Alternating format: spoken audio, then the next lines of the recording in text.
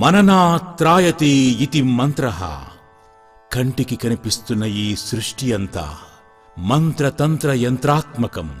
ఈ మూడింటిలోనూ మంత్రము లేక మిగిలిన విధానాలు లేవు. మంత్రము బీజాక్షరాలతో కూడి ఉంటుంది. మంత్రవేత్త, మంత్రద్రష్ట మంత్రములలో దాగిన బీజాక్షరాలను ఉపాసన చేసి వాటి వెనుక గల అధిష్టాన దేవతలను దర్శనం చేసిన వారు ఋషులు అవుతున్నారు. మంత్రదీక్షను శక్తివంతులైన దీక్షా గురువుల నుండి మాత్రమే గ్రహించవలసి ఉన్నది. ఈ నేపథ్యంలో ఆందోళనతో నిండిన ఈ ప్రపంచానికి శాంతిని కలిగించే విధానంలో మంత్రమూర్తులైన గురుస్వరూపాల ముఖతః మంత్రోచ్చాటన, దాని విధి విధానాలను ప్రామాణికంగా శాస్త్రబద్ధంగా స్వామీజీల ద్వారా, గురువుల ద్వారా మంత్ర విశిష్టతను, ఆ మంత్ర అధిష్టాన దేవత గురించి విపులంగా విశ్లేషణాత్మకంగా వివరించే కార్యక్రమమే మంత్ర మహిమ.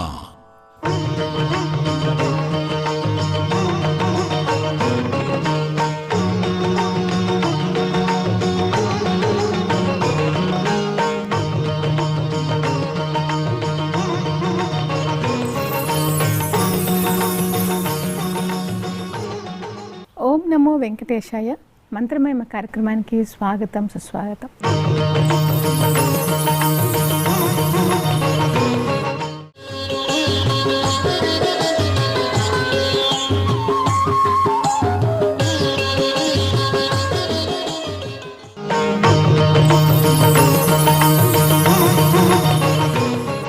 ఈరోజు మంత్రమహిమ కార్యక్రమంలో మనము దక్షిణామూర్తి స్తోత్రం గురించి, దక్షిణామూర్తి మహత్యం గురించి, దక్షిణామూర్తి యొక్క తత్వం గురించి మనకి పండితులు, ఆచార్యులు గడ్డమడుగు వెంకట రామకృష్ణమూర్తి గారిని అడిగి తెలుసుకుందాం. నమస్కారం గురుగారు. బీజస్యాంతరివాంకురో జగదిదం ప్రాంగ్నిర్వికల్పం పునః మాయాకల్పిత దేశ కాలకలన వైచిత్ర చిత్రీకృతం మాయావీవ విజృంభయత్యపి మహాయోగీ వయస్వేచ్ఛయా తస్మై శ్రీ గురుమూర్తయే నమైదం శ్రీ దక్షిణామూర్తయే. అంటే ఈ మొత్తము ప్రళయం వచ్చిన తరువాత ఈ జగత్తంతా సూక్ష్మంగా ఉంటుంది. ఎలా? బీజంలో ఉన్నటువంటి అంకురము నువ్వు నాటిన తర్వాత వృక్షమై నీడనిస్తుంది. అంత పెద్ద వృక్షము ఇంత చిన్న బీజంలో ఎలా ఉందని నువ్వు అడుగుతావా? మన భారతీయ ఆలోచన విధానం ఏంటంటే ఎంత సూక్ష్మమైతే అంత విస్తారం అవుతుంది. అందుకని అమ్మవారు కూడా బిందు రూపేణ సంస్థిత, కానీ ఈ సకల చరాచర జగత్తుకు కారణం ఆమె. అలానే ఏ విధంగానైతే బీజంలో ఉన్న అంకురము వృక్షమవుతుందో అలానే ప్రళయకాలంలో సూక్ష్మ రూపంలో ఆ స్వామిలో నిక్షిప్తమై ఉన్న ఈ జగత్తే ఇలా ఆవిష్కరింపబడుతుంది. ఆయన ఒక మాయావీవ విజృంభయత్యపి మహాయోగీవ, ఒక మహాయోగిలాగా మాయావిలాగా ఈ సకల చరాచర సృష్టిని చేస్తున్నాడు అని అద్భుతమైన సత్ చిత్ ఆనంద నామ రూపాలే ఐదు. అవి ప్రపంచము అంటే సత్ చిత్. ఈ సత్తు చిత్తును పట్టుకుంటే ఆనందము. ఈ సత్తు చిత్ ఆనందం యొక్క వివరణ తెలియాలి అంటే నామము రూపము నువ్వు కల్పించుకున్నావు. సో ఇలా ఈ సత్తు గురించి మొదటి 2 శ్లోకాల్లో చెప్పాడు. ఎక్కడైతే సత్ ఉంటుందో అక్కడ చిత్ ఉంటుంది. Wherever there is energy it has to do some work. సూర్యశక్తిలో ప్రణవనాదము దాగి ఉన్నది అని మనం ఎప్పుడో యుగ సహస్ర యోజన పరభాలు లీల్యోతాహి మధుర ఫలజాను అని తులసీదాసానికి ఏం క్వాలిఫికేషన్ లేదు, 120 ఏళ్ళు బ్రతికాడు, ఆయనే చెప్పగలిగాడు. మరి ఆయనకి ఎలా తెలిసింది? మన ఋషి జ్ఞానం అంతా యాంత్రికం కాదు, మాంత్రికం. తమ యొక్క ధ్యానంతో తపస్సుతో వీటన్నింటినీ చూడగలిగారు. అప్పుడు వాళ్ళ విన్న శబ్దాలే మంత్రాలు, వాటినే స్తోత్రాలుగా ఆవిష్కరించటం జరిగింది. 3వ శ్లోకంలో అచిత్తు గురించి చెప్తున్నాడు. యస్యైవ స్ఫురణం సదాత్మకమసత్కల్పార్థకం భాసతే సాక్షాత్తత్వమసీతి వేదవచసా యో బోధయస్యాశ్రితాన్ యస్సాక్షాత్కరణాత్ భవేన్న పునరావృత్తిర్భవభోనిధౌ తస్మై శ్రీ గురుమూర్తయే నమైదం శ్రీ దక్షిణామూర్తయే. ఈ ఉనికియే ఈ అసత్తైన ఈ జగతంతులోకి వ్యాపిస్తూ ఉంది. వ్యాపించి అది సత్తుగా భ్రమింపజేస్తోంది, కానీ అది మిథ్యని, అది శాశ్వతం కాదు. మరి సాక్షాత్ తత్వమసీతి వేద వచసా యోబోధయశ్రాశ్రితాన్, ఎవరైతే ఆ తత్వమే నీవు అని నీకు ఉపదేశించగలుగుతారో, ఎవరికి అంటే ఆశ్రితాన్, ఆయనను ఆశ్రయించిన వాళ్లకు ఆయన ఉపదేశించగలుగుతాడు. అలానే యస్సాక్షాత్కరణాత్ భవేన్న పునరావృత్తి, ఎవరి సాక్షాత్కారమైతే నీకు జరగటం వల్ల మళ్ళీ నీకు జన్మ అంటూ ఉండదు, అలాంటి దక్షిణామూర్తికి నువ్వు నమస్కారం చెయ్యి, ఆయనకు నేను నమస్కారం చేస్తున్నాను అని తరువాత శ్లోకం. నానాఛిద్ర ఘటోదర స్థిత మహాదీప ప్రభాభాస్వరం జ్ఞానం యస్యతు చక్షురాదికరణ ద్వారా వహి స్పందతే జానామీతి తమేవ భాంతమనుభాత్యేత సమస్తం జగత్ తస్మై శ్రీ గురుమూర్తయే నమైదం శ్రీ దక్షిణామూర్తయే. ఒకే చైతన్యం అన్నింటిలో వ్యాపించిందంటే మాకు అర్థం కావడం లేదండి. ఎందుకంటే కన్ను ఒక పని చేస్తుంది, ముక్కు ఒక పని చేస్తుంది, ఇన్ని ఇంద్రియాలు ఇన్ని పనులు చేస్తూ ఉంటే అన్నింటిలో ఉన్నది ఒకే జ్ఞానం అంటే ఎలా అన్నది మళ్ళీ సందేహం. దానికి ఒక ఉదాహరణ చెప్తున్నారు. ఒక కుండ తీసుకురా, ఆ కుండకు అనేకమైన ఛిద్రాలు పెట్టు, ఆ ఛిద్రాలకు రంగురంగుల కాగితాలు వెలిగించు, లోపల ఒక దీపం పెట్టు. ఇప్పుడు ఈ దీపం ద్వారా వచ్చే కాంతి ఆ రంగురంగుల కాగితాల నుంచి, రంధ్రాల నుంచి బయటికి ప్రస్ఫుటమయ్యి అనేక రంగుల్లో కనబడుతుంది. అలాని ఒకే చైతన్యము నీలో నిక్షిప్తమయ్యి ప్రపంచమంతా వ్యాపిస్తూ నిన్ను మోహానికి గురి చేస్తుంది. ఈ విషయం తెలుసుకోవాలంటే దక్షిణామూర్తిని ఆశ్రయించు అన్న అద్భుతమైన సత్యాన్ని ఈ శ్లోకంలో చెప్పిన తర్వాత, అప్పుడు ఈ స్తోత్రాన్ని స్వామి రచించే సమయంలో నిజానికి అద్వైత మతాన్ని ప్రతిపాదించే సమయంలో బౌద్ధం బాగా ప్రబలంగా ఉంది. అప్పుడు ఈ సాంఖ్యవాదులు, బౌద్ధులు, చార్వాకులు వీళ్ళంతా కూడా యజ్ఞము లేదు, యాగము లేదు, దేవుడు లేడు, అంతా నువ్వే, మాయావాదం, శూన్యవాదం, ఇవి బాగా ఉన్నటువంటి సమయంలో అసలు ఈ చైతన్యం ఏదైతే ఉందో, నిజానికి మనం ఆధునిక విజ్ఞానం చూసిన మొదటి నుంచి విజ్ఞానం యొక్క లక్ష్యం ఏమిటి అంటే అందరిలో ఉన్న ఈ కాన్షియస్నెస్ ఏమిటి ఉన్నది అన్న నమ్మకంతో, ఆ చైతన్యాన్ని తెలుసుకోవాలన్న తపనతో నువ్వు సాధన ప్రారంభిస్తే ఈ జన్మకు కాకపోతే మనుష్యాణం సహస్రేషు కశ్చిత్ యతతి సిద్ధయో యతతానపి సిద్ధానాం కశ్చిన్మాం వేతి తత్వ, ఏదో ఒక జన్మకు ఆయనను చేరుకునేటువంటి అవకాశం నీకు దొరుకుతుంది. అందుకని వాళ్ళంతా ఏం చేశారు, అప్పటికే కొన్ని వాదాలను ప్రబలేటట్టు చేశారు. ఏమన్నారు, నీ చైతన్యం అంటే ఏదో కాదయా, నువ్వు ఏ పనైనా దేంతో చేస్తున్నావు, దేహంతో చేస్తున్నావు, కాబట్టి దేహమే నీవు, ఇంకెవరు లేరు, ఇంకెవరు లేరు, దేహానికి ఆనందపరచు అంతే, ఏదో నీకు యావజ్జీవత్ సుఖం జీవేత్ అంతే, ఎంజాయ్ రుణం కృత్వా ఘృతం పిబేత్.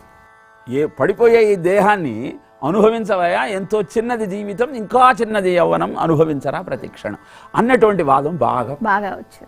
అందుకని వాటన్నిటికీ ఈ శ్లోకంలో, తర్వాత శ్లోకంలో దీని మీద ఉన్న అన్ని వాదాలకు సమాధానం చేస్తూ, దేహం ప్రాణమపీంద్రియాణ్యపి చలాం బుద్ధించ శూన్యం విదుః స్త్రీ బాలాంధజడోపమాస్త్వహమితి భ్రాంతా భృశం వాదినః మాయాశక్తి విలాస కల్పిత మహావ్యామోహ సంహారిణే తస్మై శ్రీ గురుమూర్తయే నమయిదం శ్రీ దక్షిణామూర్తయే అంటారు. తర్వాత అంటే నీకు కొంతమంది ఈ దేహమే ఆ చైతన్యం అన్నారు, కొంతమంది అది కాదు, ప్రాణం ఉన్నంతకాలం కదా నువ్వు బ్రతకాల్సింది, యావత్ పవను నివసతి దేహే తావత్ పృచ్చతి కుశలం గేహే గతవతి వాయౌ దేహాపాయే భార్యాభిభ్యతి తస్మిన్ కాయే అని ఆదిశంకరులే చెప్పారు.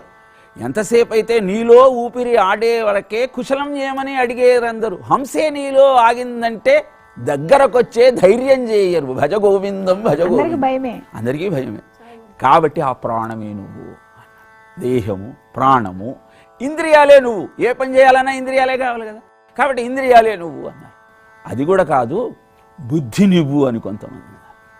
ఇక అద్వైతవాదానికి చాలా దగ్గరగా వచ్చినటువంటి ప్రతిపాదన శూన్యవాదం. ఈ శూన్యవాదులు నువ్వు సుషుప్తిలో ఉన్నప్పుడు నీకేమీ తెలియదు, ఒక శూన్యంలో ఉన్నావు, ఆ శూన్యమే నువ్వు అన్నారు బౌద్ధులు. ఇలా శూన్యమే నువ్వు అని చెప్పిన వాదనను ఖండించారు. ఎలా ఖండించారు ఏంటనేది చూస్తూ, ఇలా చెప్పిన వాళ్ళంతా మహావ్యామోహ సంహారిణి, మహావ్యామోహంలో ఉండి ఇలా మాట్లాడుతున్నారు. దేహమే నువ్వన్న వాళ్ళు స్త్రీలతో సమానము. ఎందుకు స్త్రీలు అన్నట్టే స్త్రీని కించపరిచినట్టు కాదు, దేహాభిమానమే స్త్రీత్వము. అందరూ స్త్రీలే, కేవలము పురుషుడు ఆ పరమాత్మ ఒక్కడే.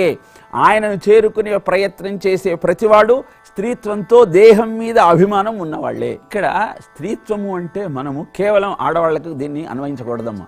ఇక్కడ స్త్రీ అంటే పురమునందు నివసించేవాడు పురుషుడు, జీవుడు అని. ఆ జీవుని మీద అంటే దేహ భ్రాంతి కలిగిన వాడు అంతవాడు, మగవాడైనా ఆడదైనా స్త్రీనే. వ్యామోహాన్ని ప్రతిపాదన చేయటం కోసమే స్త్రీతో పోల్చాడు. తర్వాత ఎవరైతే ప్రాణములు ఇంద్రియములు నేలే అన్నారో వాళ్లను బాలురతో పోల్చాడు. ఎందుకు అంటే యామిమా పుష్పితాం వాచం ప్రవదంతి అపవిశ్చితాః వేదవాదరతాః పార్థ నాణ్యదస్థితివాదినః. ఈ ప్రాణమే నేను అని చెప్పిన వాళ్ళకి ఎంతసేపు ఆకలి దప్పిక ఇవే ఆలోచన, ఏం తిందాం ఎక్కడ తిరుగుదాం అన్న ఆలోచన ఉంటుంది. కాబట్టి వేదంలో చెప్పబడిన జ్ఞానమంతా కేవలం సుఖభోగాల కోసం మాత్రమే అనటం అవివేకమని భగవద్గీత చెప్తుంది. దాని రిఫరెన్స్గా తీసుకుంటూ వాళ్ళని బాలురతో పోల్చాడు. తర్వాత ఇంద్రియాలే నేను అన్న వాళ్ళను అంధులతో పోల్చాడు. ఇలా వీళ్ళంతా స్త్రీ బాలాంధ జడోపమాస్త్వహమితి భ్రాంత భృషంవాదిన.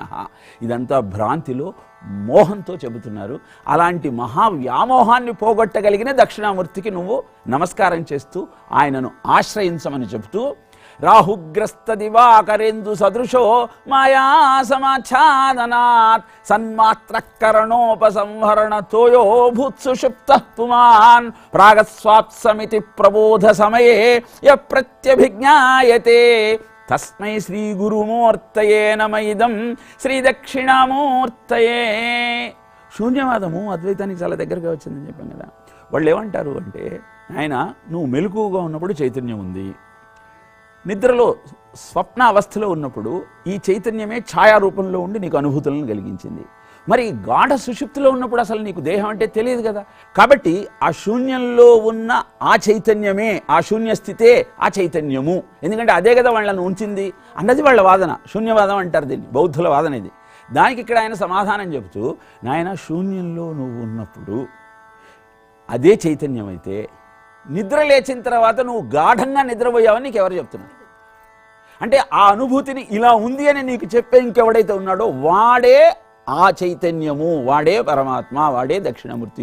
ఇప్పుడు అసలు అది ఉన్నట్టయితే నాకు తెలియాలి కదా నువ్వు అంటావు కదా అని దానికి ఒక ఉపమానం చెప్తున్నారు. సూర్యుడున్నాడు, గ్రహణం పట్టింది, గ్రహణం పట్టినప్పుడు సూర్యుడు కనపడడు, అంటే అప్పుడు సూర్యుడు లేనట్టు ఉన్నాడు సూర్యుడు. కాబట్టి ఏ విధంగానైతే గ్రహణం వచ్చినప్పుడు సూర్యుడు లేడన్న భావన నీకు కలుగుతుందో, గాఢ సుషుప్తిలో నువ్వు ఉన్నప్పుడు అప్పుడు కూడా ఆ చైతన్యము నువ్వు గుర్తించలేవు. సన్మాత్ర, సత్ మాత్రం కేవల మాత్రంగా ఉంటుంది. ఇహ చిత్తు ఎక్కడైతే సత్తు ఉంటుందో అక్కడ చిత్తు ఉంటుంది. వేరెవరి దగ్గర సంవర్క్ అన్నారు. మరి చిత్తు ఏమవుతుందంటే, చిత్తు అనేది సూర్యుడికి గ్రహణం పట్టినట్టు ఆ విధంగా ఛాయ మాత్రం. బాల్యాదిష్వపి జాగ్రదాదిషు తథా సర్వాస్వస్థాస్వపి వ్యావృత్తాస్వనువర్తమానమహమిత్యంత స్ఫురంతం సదా స్వాత్మానం ప్రకటీకరోతి భజతాం యో భద్రయా ముద్రయా తస్మై శ్రీ గురుమూర్తయే నమయిదం శ్రీ దక్షిణామూర్తయే అంటూ ఇంకా దానికి వివరణ ఇస్తున్నారమ్మా. అద్భుతంగా ఉంటుంది. ఆదిశంకరులు ఏ స్తోత్రం చేసినా, ఏ వ్యాఖ్యానం చేసినా, ఏ విజ్ఞానం అందించినా అర్థమయ్యేదాకా వదిలిపెట్టరు. సో ఇక్కడ ఏం చెప్తున్నారంటే, బాల్యంలో ఉన్నావు, స్కూల్కి వెళ్ళావు, స్కాలర్షిప్లు పొందావు, తర్వాత యవనానికి వచ్చావు, కష్టపడ్డావు, ఉద్యోగం సంపాదించావు, గృహస్థాశ్రమంలోకి వచ్చావు, భార్యను తెచ్చుకున్నావు, కుటుంబాన్ని పెంచి పోషించుకున్నావు, వృద్ధాప్యంలోకి వచ్చావు. ఇలా ఇన్ని అవస్థలలో నేను అని ఎవరినైతే నువ్వు అనుకుంటున్నావో అదైతే ఒకటేగా, ఇవైతే ఏం మారలేదు కదా. కాబట్టి అన్ని అవస్థలలో జాగ్రత్త, సుప్తి, స్వప్నము, వీటిల్లో తినటము, తిరగటము, ఇవన్నింటిలో కూడా ఆ నేనే ఉంటోంది. ఎలా అంటే యో భద్రయా ముద్రయా అంటూ దానికి ఒక చిన్ముద్రను చూపిస్తున్నారు. ఏ విధంగానైతే మూడు మిగతా అవస్థలలో సూక్ష్మ, స్థూల, కారణ, మీకు బొటనవేలు ఏదైతే ఉందో పరమాత్మ, ఈ తర్జని ఏదైతే ఉందో అది జీవుడు. ఇప్పుడు ఇలా చూపిస్తూ, నాయన ఈ వేలు ఎప్పుడు ఈ మూడింటితో ఉండే ప్రయత్నం చేస్తోంది. నీకు అసలు సత్వమే ఉండదు, వీటి నుంచి మూడింటి ఉండటం కారణంగా ఈ జగత్తే నువ్వు అనుకుంటాం. ఈ మూడు అసత్యాలే, ఈ మూడింటి నిజం కాదు. స్థూలం కానీ, సూక్ష్మం కానీ, కారణం కానీ. ఈ మూడు నిజం కాదు.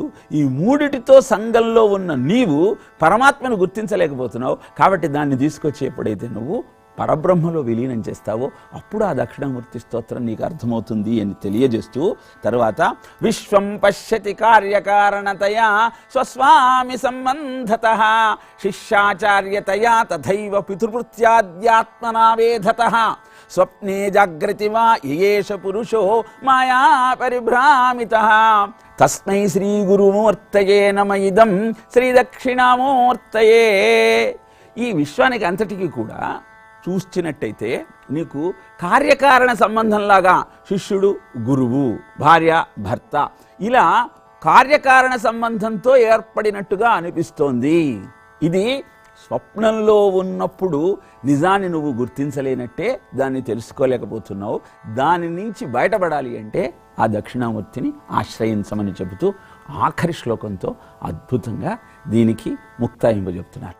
భూరంభంసనలో నిలోంబరమహర్నాథో హిమాంశు పుమాన్ ఇత్యాభాతి చరాచరాత్మకమిదం యస్యైవ మూర్త్యష్టకం నాణ్యత్ కించన విద్యతే విమృశతాం యస్మాత్ పరస్మాన్ విభోః తస్మై శ్రీ గురుమూర్తయే నమ ఇదం శ్రీ దక్షిణామూర్తయే.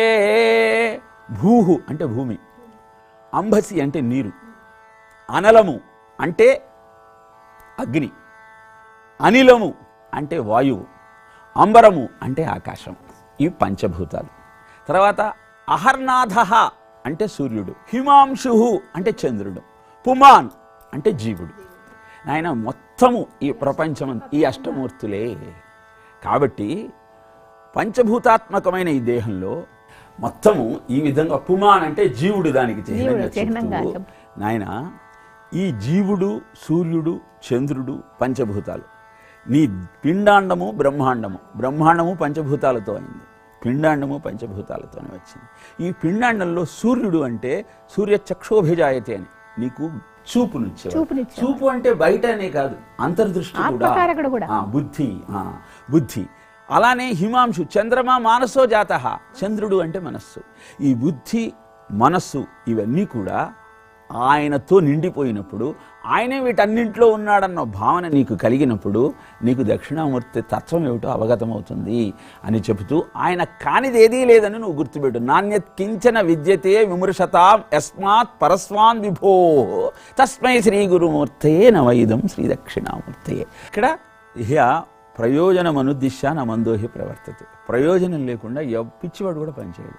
మరి ఈ స్తోత్రాన్ని చదవటం వల్ల నీకు వచ్చే లాభం ఏమిటి అన్నది ఫలశ్రుతి. ఆఖరి శ్లోకం సర్వాత్మత్వమితి స్ఫుటీకృతమిదం యస్మాదముష్మిన్ స్తవే తేనాశ్రశ్రవణాత్ తదర్థమననాధ్యాన్నాశ్చ సంకీర్తనాత్ సర్వాత్మత్వ మహావిభూతి సహితం స్యాదీశ్వరత్వం స్వతః సిద్ధేత్తత్పునరష్టధా పరిణతం చైశ్వర్యమవ్యాహతం. ఇది నువ్వు అభ్యాసం చేయటం వల్ల సర్వాత్మత్వం ఇది స్ఫుటీకృతం ఇదం, ఈ జగత్తంతా కూడా ఒకే ఆత్మస్వరూపము వ్యాపించి ఉన్నది అన్న భావన నీకు కలుగుతుంది. అంతటా భగవంతుడే అన్న భావన నీకు కలిగితే అంతకంటే నీకేం కావాలి? అదే గొప్ప ఐశ్వర్యం.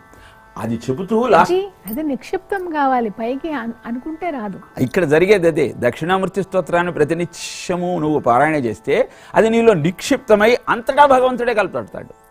అలా కనపడటం వల్ల ఏమవుతుంది? సర్వాత్మత్వ మహావిభూతి, అష్టసిద్ధులు నీ సొంతం అవుతాయి. అణిమ, మహిమ, గరిమ, లఘిమ, ప్రాప్తి, ప్రాకామ్యం, ఈశత్వం. అణిమ అంటే చిన్నగా అయిపోవటం, పేదగా అయిపోవటం, బరువుగా కావటం, అనుకున్నదల్లా సాధించటం, ఎవరేం కావాలంటే అది చేయటం, ఇవన్నీ కలుగుతూ షాత్ ఈశ్వరత్వం అంటే వీటన్నింటినీ నిగ్రహించేటువంటి ప్రభుత కూడా నీకు సిద్ధిస్తుంది. అందుకే దక్షిణామూర్తి స్తోత్రాన్ని పారాయణం చేయటం వల్ల ఇహము పరము రెండూ సిద్ధిస్తాయని మొట్టమొదటి మీకు చెప్పి ఉన్నాను. కారణం ఇదే. అంతటా ఉన్నది భగవత్ స్వరూపమైన భావన బలంగా నీలో ఉద్భుతమైనప్పుడు, నీకు అంతటా భగవంతుడే కనపడుతున్నప్పుడు ఆనందాన్ని తప్ప ఇంకొక అనుభూతి నీలో కలగదు. అదే దక్షిణామూర్తి. పిల్లలు అనే వాళ్ళకి ఏమీ తెలియదు, వాళ్ళకి అసలు దేవుడు, ఈ ప్రపంచము, ఇవన్నీ జ్ఞానాలు ఇవన్నీ ఏం తెలియవు. వాళ్ళకి ఈ అంత ఆత్మజ్ఞానం అనేది, ఆత్మతత్వం అనేది అంత బాగా అర్థమవుతుంది అంటారా? అమ్మ, విద్యార్థులకు మొట్టమొదట అర్థం కావాల్సింది ఆత్మజ్ఞానం కాదమ్మా, వాడి పరీక్షా జ్ఞానం. అష్టసిద్ధులు రావటం అంటే వాడు కోరిన కోరికల్లా నెరవేరటం, వాడి విద్యార్థి యొక్క కోరిక ఏమిటి, పరీక్షలో అద్భుతంగా రాయటం. అందరూ చదువుతున్నారు ఈ రోజుల్లో, పిల్లలమ్మ బాగా కష్టపడుతున్నారు. కానీ వాళ్ళ ప్రాబ్లం ఏంటంటే ఎగ్జామ్కి వెళ్ళిన తరువాత వాళ్ళకి స్ఫురించట్లా ఆన్సరు, సమస్యకు ఆ ప్రశ్నకు సమాధానం స్ఫురించట్లా. వాళ్ళు చదివేదానికన్నా వాళ్ళకి ఎక్కువ ఉంది కాబట్టి మెమరీ పవర్ తగ్గిపోతుంది. అందుకే మెమరీ పెరగాలన్నా, ఏకాగ్రత పెరగాలన్నా స్ఫురణ కావాలి. విద్య అంటే మొట్టమొదట స్ఫురణమ్మ. పరశురాముడు కర్ణుని అదే చెప్పించాడు. మొత్తం నేర్చుకున్న తర్వాత సమయానికి నీకు స్ఫురించకుండుగా. కానీ బాగా చదువుతున్నారు, కష్టపడి చదువుతున్నారు, కాంపిటేటివ్ స్పిరిట్తో చదువుతున్నారు. కానీ ఎగ్జామ్లో ఇప్పుడు ఇచ్చే ప్రశ్నలు కూడా ఒక గంటలో 60 ప్రశ్నలకు టిక్కులు పెట్టేసేయాలి టకటక అనగానే చూడగానే వాడికి ఆన్సర్ స్ఫురించాలి. అంటే తత్సంబంధమైన జ్ఞానం అంతా ఒక్క క్షణంలో స్ఫురించి వాడు సమాధానం చెప్పాలి. ఆలోచన అనేది ఏమీ లేదు. అది నీకు దక్షిణామూర్తి స్తోత్రంతో వస్తుందమ్మా. పిల్లలకు ఏకాగ్రత, జ్ఞాపక శక్తి, స్ఫురణ, సమయస్ఫూర్తి 4 ఇవ్వగలిగినది దక్షిణామూర్తి స్తోత్రం. అందుకే జాతకరీత్యా కూడా చెబుతూ, జాతకంలో చాలా గ్రహదోషాలు ఉన్నాయి, ఏం చేయాలి అంటే నీ జాతక చక్రాన్ని తీసుకెళ్ళి దక్షిణామూర్తి పాదాల దగ్గర పెట్టి రోజు 1000 సార్లు చొప్పున 11 రోజులు కనుక నువ్వు దక్షిణామూర్తి స్తోత్రాన్ని పారాయణ చేయగలిగితే గ్రహదోషాలన్నీ తొలగిపోతాయని చెప్తారు. గ్రహదోషాలన్నీ ఎందుకు తొలగుతాయి అంటే గురువు వచ్చేస్తాడు అంతే. గురువు గ్రహ దోషం పోగొట్టుకోవటం కోసం సుందరకాండలో మొదటి సర్గను రోజుకు 12 సార్లు పారాయణ చేయమని చెప్తారు. ఈ స్తోత్రము 10 శ్లోకాలతో ఉన్నది. ఇది పారాయణ చేస్తే నీకు గురువు ధనకారకుడు కూడా, కాబట్టి అన్ని సుఖాలు వస్తాయి. అందుకనే దక్షిణామూర్తి స్తోత్రాన్ని పారాయణ చేస్తే గురుగ్రహం శాంతిస్తుంది. జాతక చక్రంలో గురువు 16 సంవత్సరాలు ఉంటాడు. ఇప్పుడు నాకు గురువే నడుస్తున్నాడు. సో కాబట్టి ధనము, కుటుంబము, సౌఖ్యము, ఆ సౌఖ్యము కూడా సత్సౌఖ్యము, సత్సంగం ద్వారా వచ్చే సౌఖ్యము, ఇలాంటివన్నీ నీకు మనగూడుతాయి. కాబట్టి దక్షిణామూర్తి స్తోత్రాన్ని ప్రతినిత్యము తప్పకుండా పిల్లలు ముఖ్యంగా పారాయణ చేసే ప్రయత్నం చేయండి. గురుగారు చాలా బాగా దక్షిణామూర్తి గురించి చెప్పారండి. ధన్యవాదాలు. ఇది ఈనాటి మంత్రమేమ కార్యక్రమం. ఓం నమో వెంకటేశాయ.